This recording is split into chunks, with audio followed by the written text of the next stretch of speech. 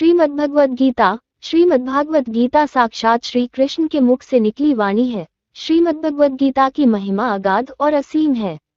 भगवद गीता एक बहुत ही अलौकिक विचित्र ग्रंथ है। भगवद गीता का उपदेश महान अलौकिक है। इस वीडियो में हम जानेंगे गीता की महिमा। श्रीमद्भागवत गीता प्रथम अध्याय अर्जुन विषाद योग। प्राचीन आध्यात्मिक साहित्य से संबंधित एक प्रसिद्ध शब्द है। प्रस्थानत्रयी जीवन को निरुद्देश्य भटकाव से बचाने वाली है यह ग्रंथावली। प्रस्थान शब्द का संकेतार्थ है किसी उद्देश्य के लिए चल पड़ना। जीवन की यात्रा में प्रस्थान अर्थात निरुद्देश्य न भटकते रहना, जीवन को एक विशेष दिशा में चलने के लिए प्रेरणा देने वाले, दिशा निर्धारण करने वाले। संस्कृत साहित्य में ऐसे तीन ग्रंथ है, उपनिषद, गीता तथा वेदांत दर्शन। ये तीनों ही संस्कृत भाषा के अमर साहित्य है। इन तीनों का लक्ष्य मानव जीवन को उद्देश्य बनाना है। श्रीमद् भगवद गीता, जो संक्षेप में गीता के नाम से प्रसिद्ध है, महाभारत ग्रंथ का एक भाग है। यह महाभारत के भीष्म पर्व में अध्याय 25 से प्रारंभ होकर 42 अध्याय तक समाप्त होती है। गीता का रूप संवादात्मक है और इस महान या अमर संवाद के प्रमुख पात्र है संजय, धृतराष्ट्र, श्री कृष्ण एवं अर्जुन। गीता उपनिषदों का सार है। गीता महात्म्य में इस ग्रंथ के विषय में लिखा है। सर्वोपनिषदो गावो दुग्धा गोपालनंदनः पार्थो वत्सः सुधीर भोक्ता दुग्धन गीतामृतन महत।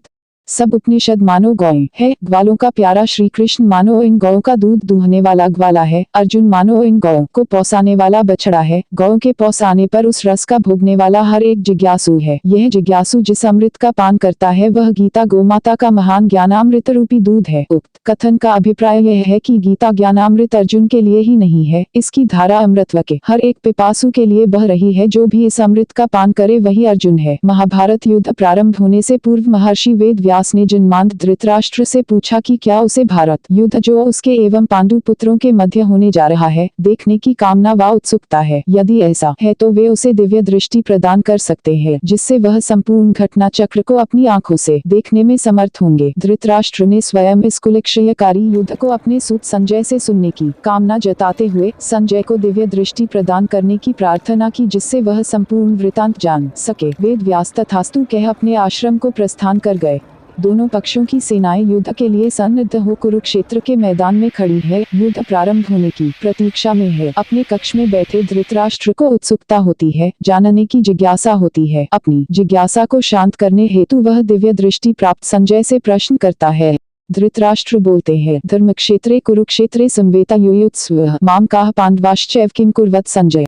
अर्थात, हे संजय, धर्मक्षेत्र कुरुक्षेत्र में युद्ध करने के इच्छुक एकत्र हुए मेरे एवं पांडु पुत्रों ने क्या किया। कुरुक्षेत्र को धर्मक्षेत्र पुण्य क्षेत्र क्यों कहा गया है। ऐसी कथा है कि कुरु वंश का प्रथम राजा कुरु बड़े श्रम से हल जोतकर अपना एवं अपनी प्रजा का पालन करता था। उसके श्रम से प्रसन्न हो इंद्र ने वरदान दिया था कि जो लोग तप, श्रम या युद्ध करते समय इस क्षेत्र में प्राण त्याग करेंगे उन्हें स्वर्ग प्राप्त होगा। तप का अर्थ स्वयं को कष्ट देने तक ही सीमित नहीं, वरन वे सभी प्रयत्न जो समाज एवं राष्ट्र के हित हेतु किए जाएं, तप की परिभाषा में सन्निहित है। ऐसा भी प्रचलित है कि परशुराम ने इसी क्षेत्र में पृथ्वी को 21 बार क्षत्रिय विहीन कर उनके अहंकार का मर्दन कर पितृतर्पण किया था। इसलिए यह धर्म क्षेत्र कर्म भूमि, पुण्य भूमि के नाम से प्रसिद्ध हुआ। दिल्ली और करनाल के आसपास विशाल मैदान ही कुरुक्षेत्र कहलाता है।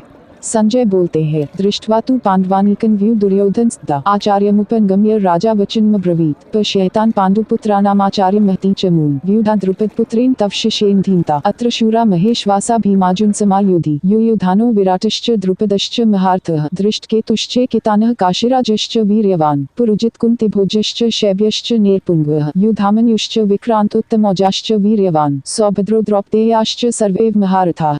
अर्थात युयुधान सात्यकी का नाम है जो कृष्ण का सारथी है। संजय ने उत्तर देते हुए कहा, इस समय पांडव सेना को युद्ध के लिए व्यूह रचकर खड़ी देखकर दुर्योधन ने आचार्य द्रोण के पास जाकर कहा कि हे आचार्य, पांडु पुत्रों की इस विशाल सेना को देखिए, जिसकी व्यूह रचना आपके ही बुद्धिमान शिष्य द्रुपद पुत्र धृष्टद्युम्न ने की है। पांडवों ने धृष्टद्युम्न को अपना सेनापति नियुक्त किया था। इसमें शूरवीर श्रेष्ठ गदाधर भीम और महाधनुर्धर अर्जुन एवं उन्हीं के समान सात्यकी, विराट, महारथ द्रुपद, धृष्टकेतु, चेकितान, बलवान, वीर्यवान, काशीराज, पुरुजित, कुंतीभोज व युयुधान और शैब्य जैसे नृश्रेष्ठ, इसी प्रकार पराक्रमी युधामन्यु और वीर्यशाली उत्तमौजा तथा सुभद्रा पुत्र अभिमन्यु तथा द्रौपदी के 5 पुत्र है। ये सभी महारथ है। इस प्रकार दुर्योधन ने पांडव पक्ष के महारथों का आचार्य के समक्ष वर्णन किया।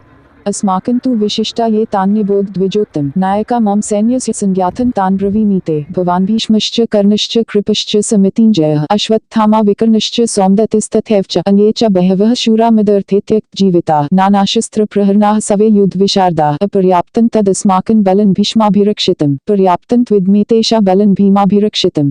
हे द्विज श्रेष्ठ, अब मैं हमारी ओर के सेना के जो मुख्य मुख्य नायक है उनके नाम भी आपको सुनाता हूँ। दुर्योधन ने अपना वर्णन जारी रखते हुए कहा, इसे ध्यान से सुनिए आप। और भीष्म, कर्ण और रण जिताने वाले कृपाचार्य, अश्वत्थामा और भाई विकर्ण तथा सोमदत्त का पुत्र भूरिश्रवा तथा और भी बाहलिक भगदत्त इत्यादि बहुत से योद्धा और वीर जो मेरे लिए जीवन की आशा त्याग कर मेरे साथ है तथा नाना प्रकार के अस्त्र शस्त्रों के संचालन में प्रवीण है और युद्ध विशारद है। इस प्रकार हमारी यह विशाल सेना जिसकी रक्षा भीष्म कर रहे हैं अपरिमित या अमर्यादित है, किंतु उन पांडवों की सेना जिसकी रक्षा भीम कर रहा है मर्यादित अर्थात सीमित है। युद्ध भूमि में कौरवों की ओर से 11 अक्षौहिणी और पांडवों की ओर से 7 अक्षौहिणी सेना थी। स्पष्टतः दुर्योधन का संकेत इसी तथ्य को इंगित।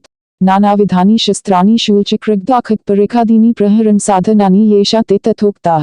संस्कृत में अपर्याप्त शब्द के दो अर्थ है, एक अर्थ है अपरिमित और दूसरा नाकाफी। पर्याप्त शब्द के भी इसी प्रकार दो अर्थ होंगे, परिमित और काफी। यहाँ हमने क्रमशः अपरिमित व परिमित अर्थ लिया है। कर रहा था। युद्ध में प्रथम दिवस वज्र व्यूह की रचना कर सेना की रक्षा का भार भीम को सौंपा गया था, इसलिए पांडव सेना को भीम द्वारा रक्षित कहा गया है। सेनापति वस्तुतः धृष्टद्युम्न ही था। दुर्योधन को अपनी सेना अपरिमित एवं अजेय लग रही थी और वह अपनी विजय के प्रति आश्वस्त था। अयनेषु च सर्वेषु यथाभागं वस्थिताः भीष्मेवाभिरक्षन्तु भवन्तः सर्वे भी। अतः सभी को सेना के अपने अपने अयन में अर्थात सेना के प्रवेश द्वार में रहते हुए सबको मिलकर सेनापति भीष्म की सब ओर से रक्षा करनी चाहिए। दुर्योधन ने सबसे भीष्म की रक्षा के लिए क्यों कहा? क्या भीष्म स्वयं अपनी रक्षा में समर्थ न थे? सेनापति भीष्म स्वयं महापराक्रमी एवं अपराजय योद्धा थे, अपनी रक्षा करने में समर्थ थे, पर द्रुपद पुत्र शिखंडी जो कि पांडव सेना में योद्धा था, जो पूर्व में स्त्री था, इसलिए उसके विरुद्ध हथियार न उठाने की प्रतिज्ञा भीष्म ने ले रखी थी। अतः शिखंडी के आक्रमण से भीष्म की रक्षा के लिए सावधानी सभी के लिए अनिवार्य थी। दुर्योधन के इस कथन का कारण महाभारत में दूसरे स्थान पर भीष्म द्वारा शिखंडी पर शस्त्राघात न करने का निश्चय था। उसका कहना था, रक्ष्यमाणं हि वृको हन्यात् सिंहं महाबलं मा सिंह जम्बुकेनेव घातयामः शिखंडिना। यदि महाबलवान सिंह की रक्षा न की गई तो एक भेड़िया भी उसे मार सकता है। हमें चाहिए कि सियार के समान शिखंडी के द्वारा सिंह सदृश भीष्म को न मरने दें। अन्यों से तो स्वयं की रक्षा करने में भीष्म स्वयं समर्थ थे, किसी और की सहायता की अपेक्षा उन्हें न थी। तस्य संजनयन् हर्षन् कुरुवृद्ध पितामहः सिंहनादन् विनद्योचः शखन्दद्मौ प्रतापवान् ततः शंखाश्च भैर्यश्च पन्वान् गोमुखाः सहसैवाभ्यहन्यन् सशब्दस्तुमुलो भवत्। इतने में दुर्योधन के हृदय में प्रसन्नता उत्पन्न करते हुए प्रतापशाली सेनापति कौरवों में वृद्ध पितामह भीष्म ने सिंह समान गर्जन कर युद्ध प्रारंभ करने हेतु अपना शंख फूंका। इनके शंख के भयानक नाद के साथ कौरव सेना से अनेक शंख, नगाड़े, पण्व, गोमुख आदि बजने लगे और इन बाजों के नाद से युद्धस्थल गूंज उठा। ये कथा सुनने के लिए आपका बहुत बहुत धन्यवाद। अगर कथा अच्छी लगी हो तो वीडियो को लाइक, शेयर और चैनल को सब्सक्राइब जरूर करें। कमेंट में राधे राधे जय श्री कृष्णा लिखना ना भूलें।